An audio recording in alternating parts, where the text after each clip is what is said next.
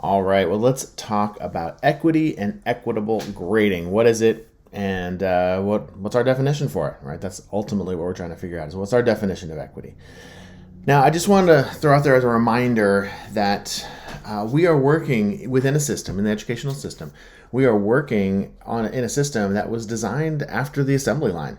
It was designed to be something that helped people to be ready to be workers in the Industrial Revolution. It was not designed for a lot of learning and growing. It was about making sure people knew how to show up on time and move from place to place on time. Maybe even at the sound of a bell, they would move. So, the assembly line may or may not be the best educational model out there. So I'm just going to throw that out. But let's talk about equity. So, really quick here, many of you probably have seen this graphic before, and so I'm just going to show it to you really briefly, but I think it sums up really nicely the difference between equity and equality. So, the baseball game represents the learning, represents the activities, the instruction, whatever it is that is the actual learning opportunity or learning task that the students are going to engage in. The fence represents some sort of barrier that might keep a student from being able to access it. And so some students don't need the box at all, but in equality, everybody gets a box. Everybody gets the same box, in fact. And so even if you're really tall and you don't need it to look over the fence, you get it anyways. Doesn't matter. And then if you are too short or if you can't get access to that content, even the box, even the support that's there is not enough to really help you as an individual. In equity, what we do is we say everybody gets a different number of boxes. So if you don't need any structure or support at all, then you don't get a box at all. There's no need. In fact, it hampers your learning and growing if you're given supports that you don't need. So our goal as educators is always to try to remove as many supports as possible. But then if you do need it, if you can't access the learning at all for whatever reason, then it's our job to provide as many supports as we can to get you up and visit and being able to see the learning activity or be able to engage in it in some way.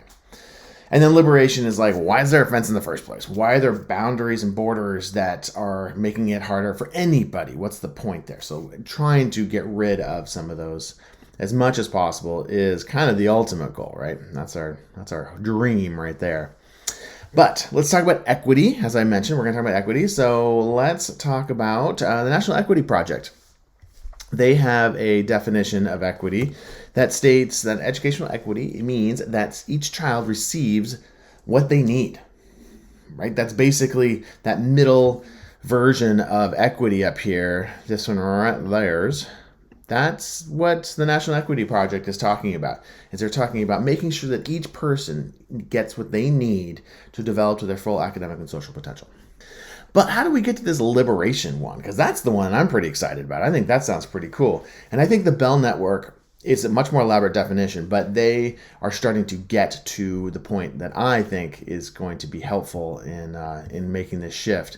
So they say that equitable learning environments should be designed so that every student experiences a engaging, intellectual, rigorous learning environment, right? And so instead of talking about what supports or structures you can get there, we're just talking about everybody's going to get an engaging, intellectually rigorous learning environment. That's the goal, right? And so that's starting to get rid of some of the fencing material so that everybody has this engaging activity. Hard to make activities that are engaging for everyone, but that is kind of the goal, or at least for many of them, right?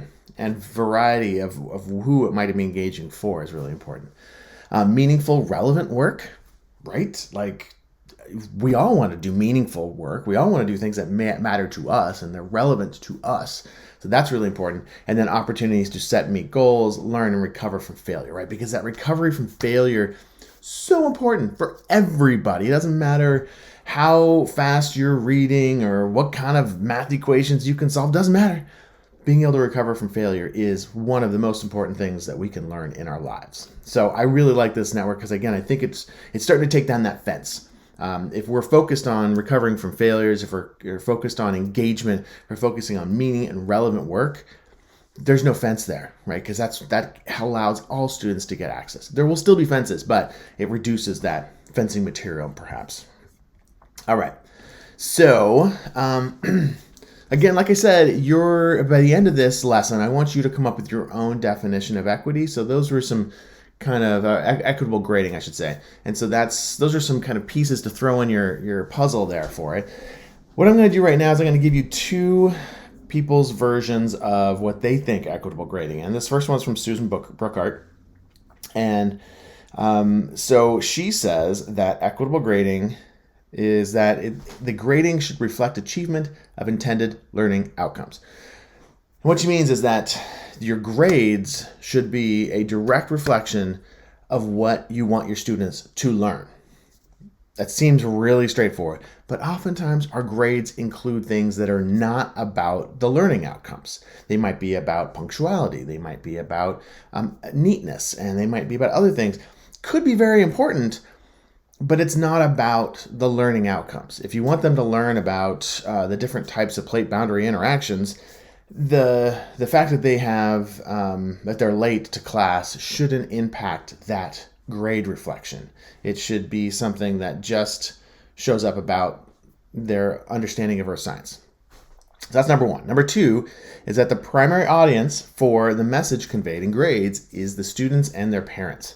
And so what we're talking about here is like we often want to bring in the administrators, or we kind of are doing our grades for ourselves or for administrators, but really grades should be something that's reflecting information to students and parents, primarily to the students, so they can learn what they still need to learn. They understand where they're at in the process. And then finally, grades should reflect particular students' individual achievement. And basically, she's just saying it should be their work and not somebody else's work. So group projects, if you have a whole group getting the same grade, that's not representative of that student, that individual student. So grade them on their portion. And then now, lastly, grade policies should be set up to be motivational. And again, I think that's really key, is that we start to work on that motivational side of things. All right, so that's Susan Brookhart.